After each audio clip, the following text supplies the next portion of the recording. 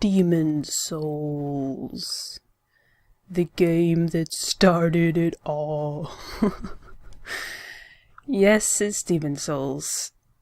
I finally got Demon Souls. So, bear with me. And yes, I am playing on offline mode.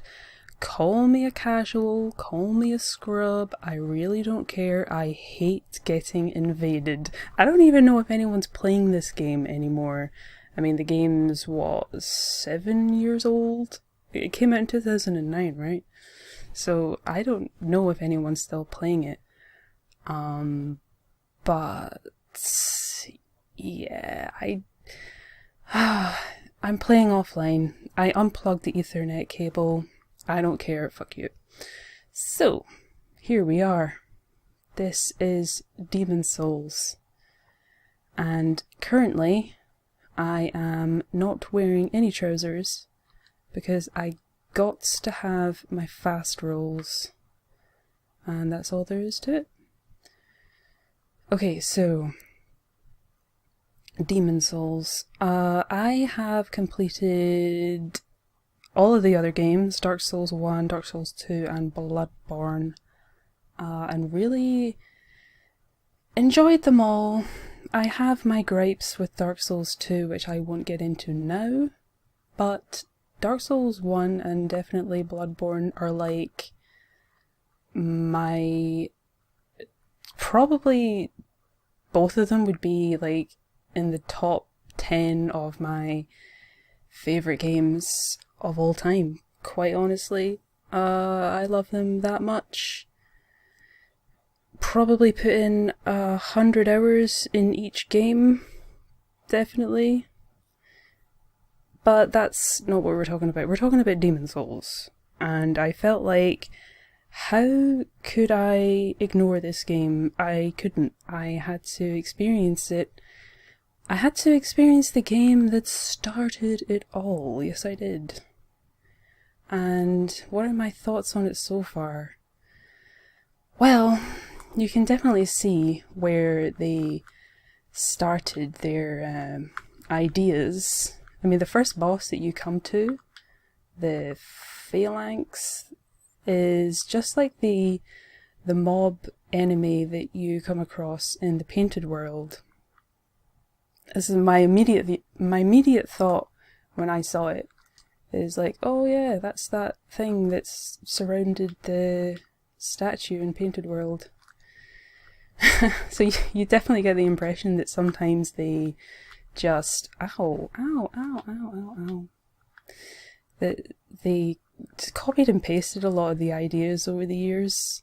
They felt like, well, the design worked this time, let's just stick with it, and that's that. And like, a lot of the areas so far in Dark Souls, oh my god, man, these guys. What's that smoky stuff coming out of me? There's still a lot of stuff going on in this game, I just don't really have a Scooby what. I'm going to take a little munch on some grass there. I'm not seriously, like... I mean, I've already defeated the boss in this game, the Adjudicator, which is a total gimmicky boss. Which, unfortunately, I already knew its gimmick before fighting it. See, that's the trouble playing a game that's already this old, is you're going to find out secrets and stuff before you experience it yourself. It's kind of unavoidable, but hey-ho. I've actually not died to any boss yet so far. Unbelievably, I almost died to the Tower Knight thing, because you have to get him in the ankles, obviously, before you start dealing any damage, any proper damage at least. But anyway, I'm getting off at a goddamn tangent here. My thoughts in this game, it's I mean, yeah, it's obviously it's you can't expect it to be as advanced as the other games that we've become so accustomed to. The dodging is, I mean, I think if I'm not locked onto an enemy, my dodges are pretty multi-directional. But I've noticed when you're locked onto an enemy, you're kind of trapped into certain dodging patterns. It's not really as fluid. I'm just going to warp here. I haven't gone further than this point. The level design in this is really interesting. The way that it's like separated into worlds, and after each boss it's like you go deeper into that world and it gets a little bit harder. From my impression at least, I think that's what is going on. I mean, coming from Dark Souls 3, right? I'm playing Demon Souls, it's like, wow. You really appreciate just how straightforward, well, not appreciate, appreciate's the wrong word, but like, you understand where, wait, I need to switch up weapon. This Ujikatana's doing nothing to this guy. Whoa! Whoa, whoa, whoa, whoa, whoa, whoa, whoa. God, the menu system's pretty tough. Pretty tough to get used to that. It's not as user-friendly as other menus. I think they got the menu oh god. Whatever that was, it blew up behind me. Yeah, I mean, they've definitely made improvements to things like the user system, and it's like such a... it is like going literally backwards when you're trying to pop all your soul packets, and you have to do it all individually, when they fixed all of that stuff in Bloodborne and Dark Souls 3. You were able to use multiple soul packets at the same time. Just little things like that. Oh, and this game has actual an item burden thing, where you actually have to drop off your item. Like, I understand being overburdened with your weapons. You know, like, your sword's too heavy, you do a fat roll, that I understand. But apparently, in this, your items are actually what cause you to be overburdened sometimes. And I'm glad they dropped that in the later games, because what a pain that is. Especially even the weapon upgrade things, like all of that. What I just picked up there, all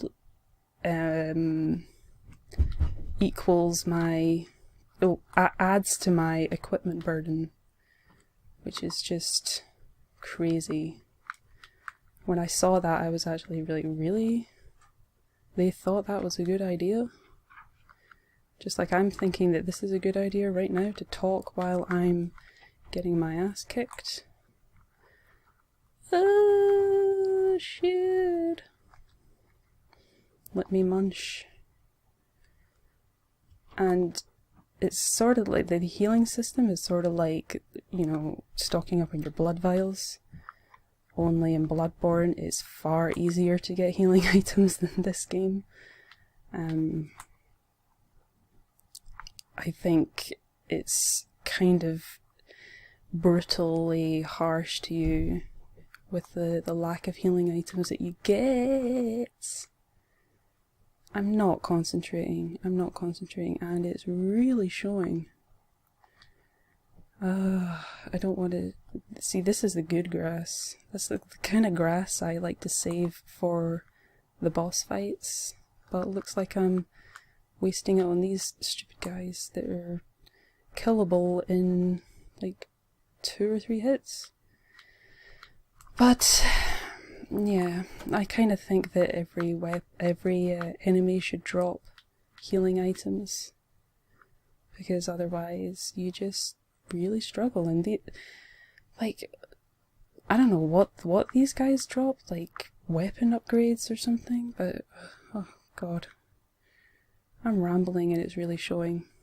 But this is all uncharted territory. I've never been here before, and what the goddamn hell is that? It's like a shell dinosaur thing. Clam, I don't know. But anyway, basically I'm kind of... There's no point of really making an impressions video, even though that's kind of what it is. This video it's more about asking for help, because I don't know what to do. I don't know where to go. I don't know what weapon to upgrade. I don't know what to level up.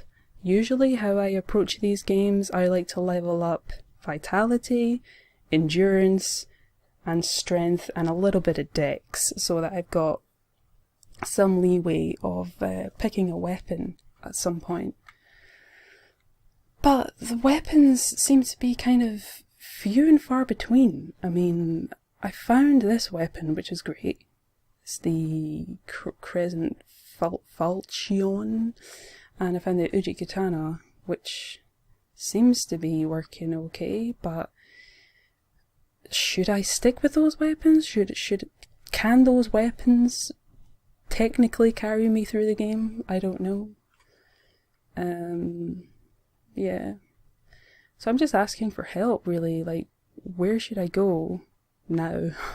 I've done the first 4 bosses. Well, the Phalanx, the Tower Knight, the Adjudicator, and what was the other one? Oh, the Spider Armor.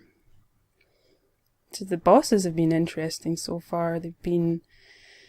I mean, again, you can see where they've been inspired to improve upon certain bosses. Like, the Phalanx is kind of a cheapy version of Rom from Bloodborne. You can definitely see where they've made improvements and made that fight a little bit more challenging and what have you. And the Tower Knight reminded me a lot of the Iron Golem in Dark Souls 1. So, you see what I'm saying? They kind of... They take an idea and they build upon it and they run with it, and sometimes they make it better and sometimes they make things worse, and it's all subjective, really. It's, you know, up to yourself how you interpret what they've done with the game. But yeah, this is a learning curve for sure, this game. When you die, you lose half health. And that's kind of one of my biggest gripes at Dark Souls 2, to be honest with you. I hated the hollowing system in that game. I absolutely detested it. But at least in Dark Souls 2 you had human effigies, like, everywhere. They were very plentiful, and as long as you were sensible about your uses of human effigies, you were fine, really, you know, if you were sensible. I mean, I'm not, like, masterful at these games, but I never struggled with I mean, most of the bosses in Dark Souls 2 are kind of easy and straightforward, to be honest. But in this game, it seems like whatever the item is, I forget its name, that turns you back to human form, is the rare as hell, man. Rare as hell. They're not like embers in Dark Souls 3 where it's literally everywhere. But yeah, I don't know. I can't even really say whether or not I like this game, because it's so early days yet, and I need to play more of it to really understand its nuances. But I'm just making a help me video because I don't know where to go. I mean, I'll show you my stats here, actually. That would be a good idea. I've tried to be somewhat sensible, and I mean, a lot of people say, like, magic is OP, but I've never been a magic type of person in Souls games. Never. Never, never, never. I'm melee all the way. So if you're going to recommend magic, I'm probably just not going to listen. I'd rather not do the magic route. So yeah. That's it for this video. Anyway, it's a cry for help. Help me. Help me. So yeah, thanks for watching, and I'll see you next time.